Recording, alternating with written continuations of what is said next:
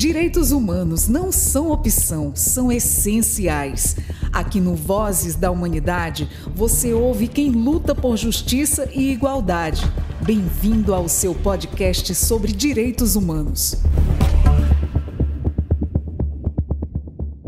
Olá, seja muito bem-vindo ao Vozes da Humanidade, seu podcast sobre direitos humanos. Eu sou Felipe Medeiros e no episódio de hoje vamos falar sobre os direitos dos povos indígenas e os desafios enfrentados em diversas lutas da população indígena. Para isso, temos a honra de receber Ivo Makuxi, assessor jurídico do Conselho Indígena de Roraima, uma das principais organizações na defesa dos direitos indígenas aqui no estado de Roraima. Ivo, seja muito bem-vindo ao Vozes da Humanidade. É uma honra tê-lo aqui neste primeiro programa recebendo alguém de fora da defensoria, né? Olha, é uma honra, é um prazer estar aqui, é uma alegria sempre voltar aqui, né? E ser privilegiado de participar desse programa, né? Logo de início.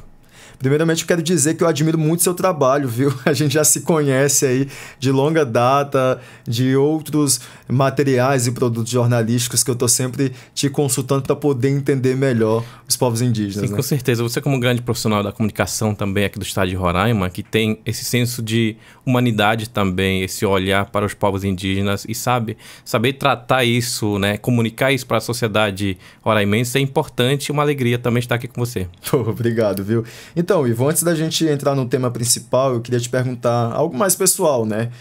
Geralmente você é recebido aqui pela nossa equipe da Rádio Defensoria para tratar pautas mais específicas, assuntos bem pontuais, mas eu quero saber como foi crescer dentro do movimento indígena, o que te motivou a atuar na defesa dos povos indígenas, dos povos originários, é claro, além de ser do povo Makuxi, né? Exatamente. É quando eu comecei a perceber e entender a sociedade, fazer essa leitura, sendo indígena Makuxi e sempre sonhando com a voz da minha mãe, que sempre dizia que você sempre será um Makuxi onde você estiver.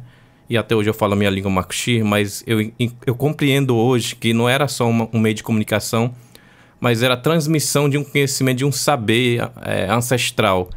E quando eu comecei a fazer trabalhos aos meus 19 anos com os povos indígenas aqui na cidade, eu comecei a perceber a desigualdade na sociedade. E eu falei, eu quero mudar isso, eu quero fazer mais, eu quero ajudar mais pessoas. Eu fazia trabalhos voluntários e comecei a ler livros, ouvir pessoas, né, Ministério Público Federal, a FUNAI, e compreendi que existiam ferramentas, mas que eu ainda não tinha, né, me apropriar disso e que eu precisava buscar mais conhecimento.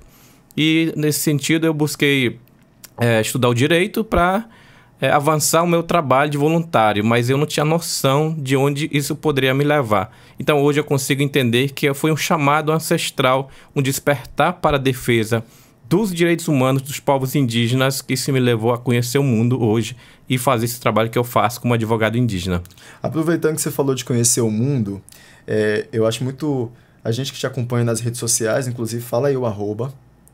Exatamente, a minha Instagram, na verdade, a rede social que eu mais uso é Instagram, Ivo Makuxi, e LinkedIn também tem Ivo Cipio Aureliano, e no Facebook Ivo Cipio Makuxi.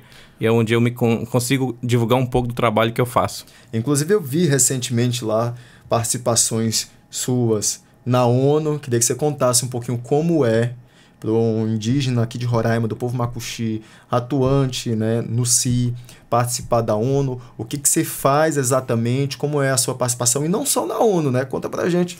Exatamente, há alguns anos eu faço algumas participações na ONU, nas sessões da ONU, falando sobre as violações de direitos humanos dos povos indígenas no Brasil, comunicando isso, não só na ONU, mas na Comissão Interamericana de Direitos Humanos, também acompanhando alguns casos, fazendo informes. Semana passada nós fizemos mais um informe em relação à situação do garimpo aqui em Roraima, nas terras indígenas, e estive participando também das COPs, né, lá em Azerbaijão, né, falando sobre a importância de ter esse espaço dos povos indígenas a nível global, e estive na Arábia Saudita, lá em Riad, também participando da COP16, de combate à desertificação. Tive a oportunidade de trabalhar junto com a secretária da ONU, né, do Fórum Permanente da ONU sobre questões indígenas, cobrando, inclusive, os países que reconheçam cada vez mais a importância dos conhecimentos indígenas no combate às mudanças climáticas. E isso é muito interessante, porque o povo não indígena precisa acordar que que se hoje a gente ainda não está sofrendo ainda mais por conta das mudanças, da crise climática, é por conta dos povos indígenas. E eu queria que você explicasse isso. Como é que o povo indígena tem atuado tanto em defesa de um meio ambiente mais agradável de se viver, mais saudável? Porque hoje em dia as mudanças climáticas não é só mais questão de conforto, é questão de saúde. Exatamente. Hoje, o ser humano, a pessoa humana, a sociedade não indígena, está se afastando cada vez mais dessa conexão com a Terra, com o planeta, com o nosso lar, né? Perdendo, inclusive, essa consciência coletiva da importância de nós preservarmos a natureza e que nós fazemos parte disso, né? De um planeta onde nós estamos todos conectados. O povo indígena ainda tem isso muito forte, né? De respeito à natureza. E diante disso, que os povos indígenas tentam a todo momento despertar ainda essa consciência nas pessoas, ou talvez reconectar as pessoas a nossa mãe terra, né? Isso que precisa para sentir, para pisar, para entender, para apreciar e ouvir a natureza. E isso, por exemplo, eu tive agora, Ivo, passei 13 dias na terra indígena Yanomami, né? A maior terra indígena do Brasil, inclusive. Fui participar de um treinamento para comunicadores indígenas, que isso também eu vejo como muito relevante para a sociedade, fazer com que os povos indígenas tenham mais vozes, né, com que eles se comuniquem para eles e para não indígenas. Isso é fantástico, que a Rutucara faz de uma forma brilhante. Fui participar dessa oficina, ministrei essa oficina de videocast para eles, e acompanhei também a festa de 20 anos da Rutucara, né? E as pessoas que foram de fora, né, convidadas, além de mim, todas elas destacaram, né? Pessoas, inclusive, que vivem no Brasil, mas que são de outros países, né? E destacaram o quanto é importante a gente ouvir mais os povos indígenas, porque eles têm conhecimentos ancestrais, né? Tem toda a cosmologia que faz com que, se a gente não está sofrendo ainda mais com o calor, é porque não derrubaram, porque a floresta da terra indígena Yanomami, da terra indígena Macuxi ainda está de pé, ainda resiste. E isso nós não indígenas, né, precisamos reconhecer, precisamos ajudar vocês nessa luta, não é isso? Exatamente. A sociedade ainda não tem a ideia, né, não tem a noção da importância da luta indígena pelo meio ambiente, né? A ciência ocidental já comprovou que as terras indígenas são grandes barreiras contra desmatamento, né? E que é importante reconhecer as terras indígenas, né, para a manutenção do clima, inclusive, né? Todo mundo se questiona hoje. Está esquentando, falta chuva, o rio está secando, falta água, mas não sabe a dimensão disso, né? Do impacto nas mudanças climáticas, né, que o desmatamento causa, que a destruição do meio ambiente causa, e os povos indígenas a todo momento continuam lutando, né, para defender suas terras, mas ao mesmo tempo lutam também para ter qualidade de vida, saúde, meio ambiente equilibrado para a sociedade não indígena. E assim, a gente está falando sobre mudanças climáticas, sobre essa proteção dos povos originários, porque a gente acaba entrando aí nos ODS, né, que são os Objetivos de Desenvolvimento Sustentáveis, né, que promovem aí os direitos humanos, né? Então tá tudo muito relacionado, né? Então esses objetivos, eles visam aí a garantia de direitos humanos, a garantia, a proteção, né? E também a igualdade. Então, só para esclarecer para quem está nos ouvindo, que a gente está ainda dentro da pauta, porque está muito interligado isso e a gente precisa ficar atento, né? Agora, Ivo, eu queria que a gente falasse sobre o CI, né? A sua atuação. Eu tenho acompanhado, inclusive recentemente, acompanhei a ida do CI, dos assessores jurídicos do CI, ao município de Pacaraima, porque tem um imbróglio lá relacionado àquele município. Só para explicar para os nossos ouvintes, a sede do município de Pacaraima foi construída, né, se desenvolveu em cima da terra indígena São Marcos, né, isso, que foi homologada antes, né? Então é um imbróglio bem complexo que eu quero que a gente fale sobre isso também neste programa, mas primeiro eu queria falar sobre o CI, essa organização, né, o Conselho Indígena de Roraima, a organização mais antiga dos povos indígenas do Brasil, que funciona aqui em Roraima, não é isso? Exatamente, o CI é uma organização indígena de base, né, para quem não conhece. O CI é de fato um conselho, né? Conselho Indígena de Roraima, que hoje representa os povos indígenas de Roraima. Foi fundado na década de 70 pelas lideranças indígenas e lutou pela demarcação das terras indígenas, né? Então o CI continua aí firme e forte na defesa dos povos indígenas. Tem uma equipe hoje 99% indígena, desde a coordenação, os advogados indígenas, nós somos 3 advogados indígenas, temos estagiários indígenas, agrônomos indígenas, né, administradores, projetistas, e além de jovens também, né, e projetos de formação para lideranças indígenas. No ano passado, em dezembro, nosso programa de formação de operadores indígenas, né, nos territórios indígenas foi premiado ganhou o prêmio Inovare, né, como um projeto inovador no Brasil de formação de lideranças indígenas. Que bacana. E já que você falou de demarcação, como é que estão os processos de demarcação de terras indígenas? Exatamente, a demarcação. Roraima é o estado que mais tem terra demarcada, né? Devido a essa luta e a força do movimento indígena de Roraima, que representa 46%, inclusive o território Roraima é terra indígena. Ainda falta demarcar 4 terras indígenas, Lago da Praia, Anzol, Arapuá e os parentes, né, indígenas Pirititi. É uma luta constante, né, que é um direito, inclusive, humano básico, fundamental dos povos indígenas. O direito à terra é um direito fundamental que os povos indígenas têm, né, e veem isso como algo que não deixaria de fora dessa vivência indígena. O direito à terra é para o povo indígena ter o direito de existir, direito de ter a vida.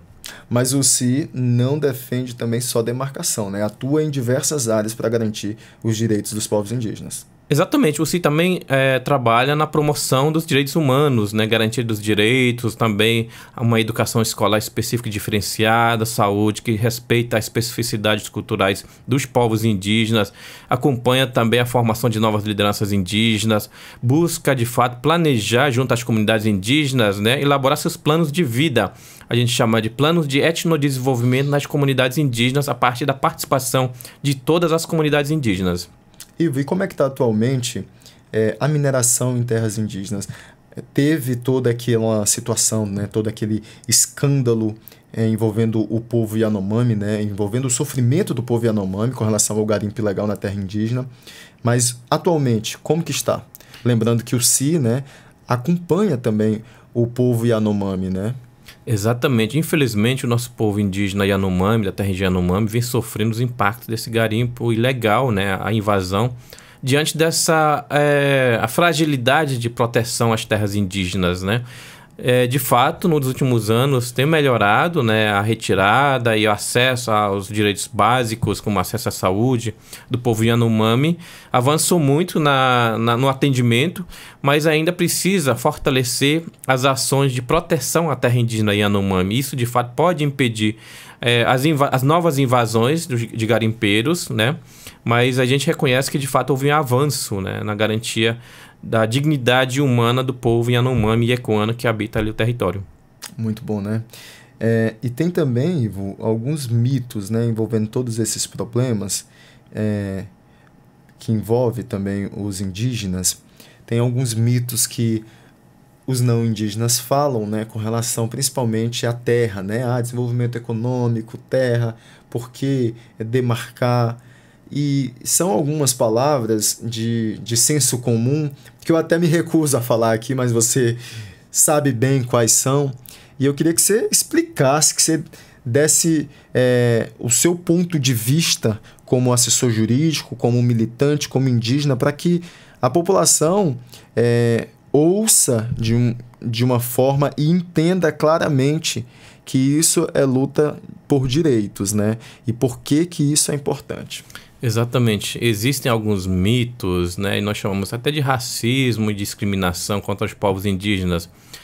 Por exemplo, há uma falácia muito grande de que tem muita terra para pouco índio, né? Mas se a gente for consultar os dados oficiais do Brasil, por exemplo, o censo de 2010 já trazia a previsão, os dados de que 13% do território nacional é terra indígena, cerca de 27% são grandes áreas de metrópoles, áreas militares, tudo mais, e 60% estavam nas mãos de grandes latifundiários, né? São pessoas que têm grandes terras para plantio de monocultura e outras atividades, né? E também as terras que estão nas mãos de poucas pessoas, mas ainda não produzem ou dão um destino correto àquele território. E existem outros fatos também, desse 13% das terras indígenas, que essas terras indígenas prestam serviços, né, ambientais muito importante para o desenvolvimento nacional, que é a garantia do regime da chuva, né? Para que tenha chuva lá no campo, para que o agricultor possa de fato ter esse benefício. E há outro mito também que o povo indígena é um empecilho ao desenvolvimento, né? Que de fato é uma discriminação em relação aos povos indígenas. Os povos indígenas não são contra o desenvolvimento nacional, mas que lutam para a garantia de direitos básicos, direitos fundamentais.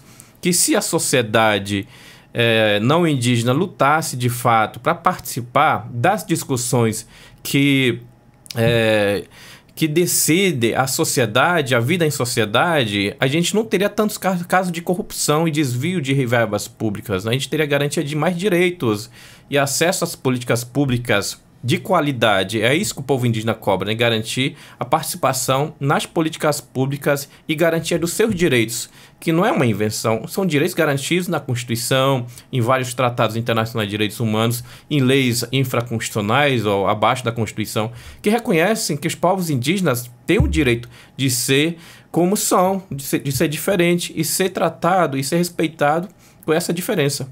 Muito bacana. E o que você acredita? Vamos fazer um balanço aí do que avançou e do que não avançou.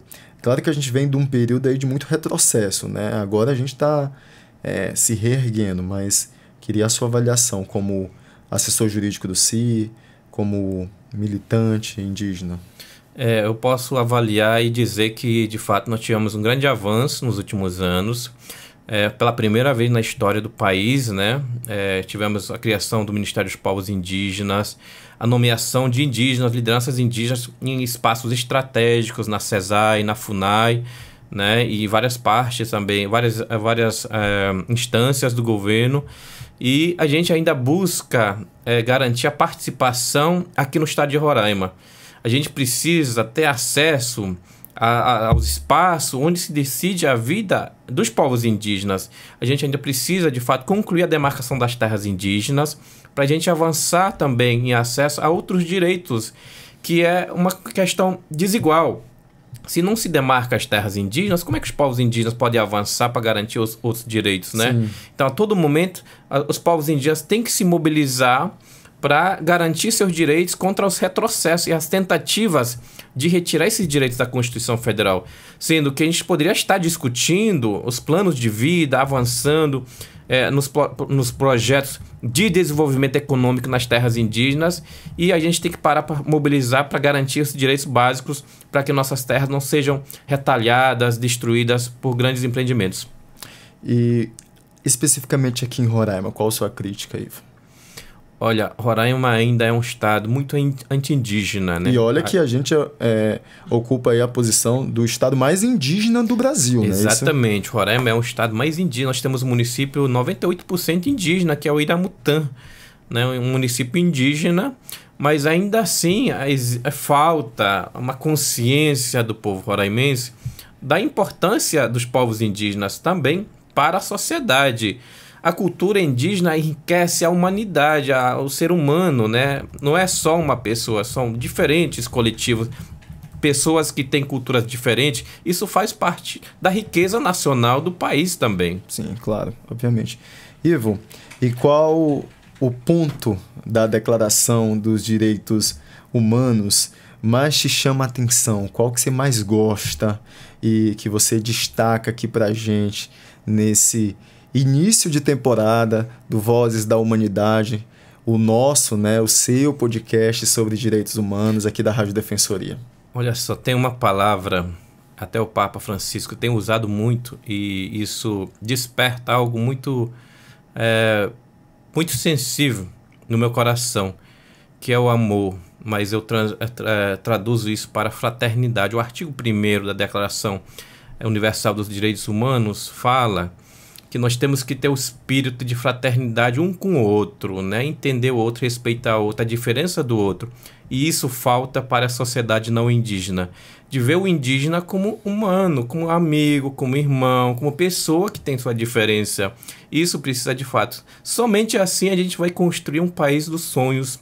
A gente tanto almeja uma sociedade igual, com as suas diferenças, e assim todo mundo vai caminhar junto.